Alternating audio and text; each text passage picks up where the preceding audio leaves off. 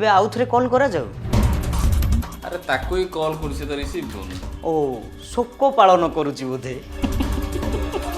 अरे शोक no Seiko Seiko नउतिबो।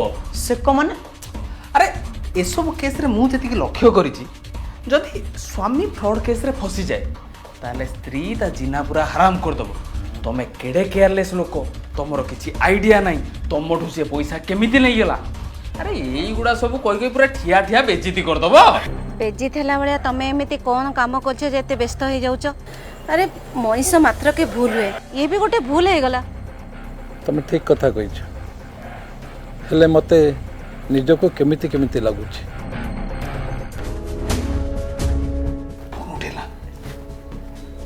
नमस्कार आपण को भाषा रे कथा होबा चाहिए? ओडिया रे कोन तो आपण मो कथा सुनी परछुंती? हां सुनुची के कहउथिले? अर्बन लॉटरी प्राइवेट लिमिटेड रु मु रंजन कहउथिली। आपण जानी खुशी हेबे जे आपण को मोबाइल नंबर आम लकी ड्रॉ रे विनर हेची। तो कोन हो सेतिरे? 34 कोटी टंका पाइबार चांस अछि जदि आपण को मोबाइल नंबर आम लकी ड्रॉ रु उठे नहले 100टा कंसोलेशन प्राइज भी अछि। मो मुंडो एबे खराब अछि मु ए सब रे पसिबा को चाहूनी।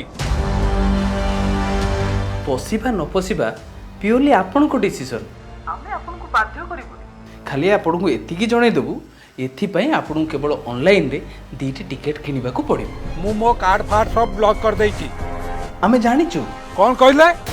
नै माने आपण को ट्रांजैक्शन हिस्ट्री रे सेमति किछि शो करूछि। देखो जदि आपण बिजनेस रे कि अन्य कोनोसी जगह रे किछि लॉस करिथिबे ताहेले आपण ए टिकट किनिबा द्वारा आपण पूरा लाले लाल हे जाई परंती। लाले लाल एमिति वर्ड यूज करा जाए एमिति लैंग्वेज कोआ जाए मु जानि छी तमे माने गोटे गोटे फ्रॉड यूजलेस नॉनसेंस अथॉरिटी बेटी मते फोन करबानी।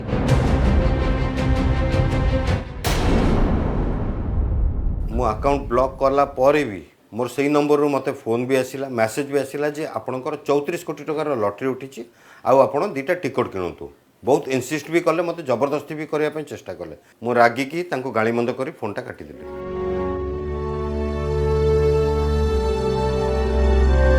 समस्या भितर निजर स्थिति को अनुधान करुवा बेले से केतबेले घरे एपट सेपट होउथिले ताउ केतबेले नीरव रे खटरे सोई रही फोन को देखुथिले। एमितिरे घर भितर बसी रही घटना को विभिन्न दिगरु तर्जमा करुथिले नरेंद्र बाबू।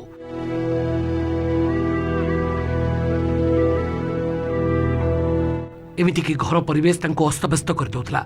से चली आसुथिले बाहर को समर्पण भावरे निजकु समर्पी देउथिले कालिया शांतଙ୍କ निकटरे। शेषरे पतित पावन को दर्शन करने सहित निज समस्या को पछरे छाड़ी चलुथिले आगुको आगुको।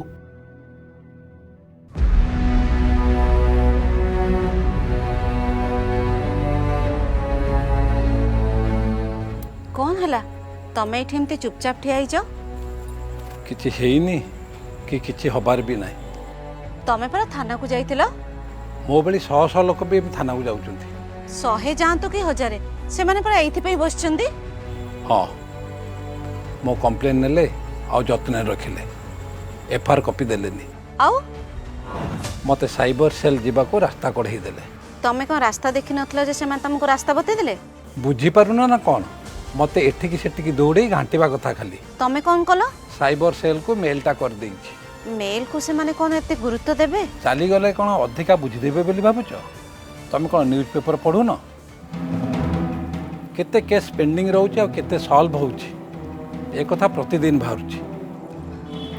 ताहले आमे कोन आशा छाड़ देबा बोली कहूछ? मु कहूनी आमे बाध्य।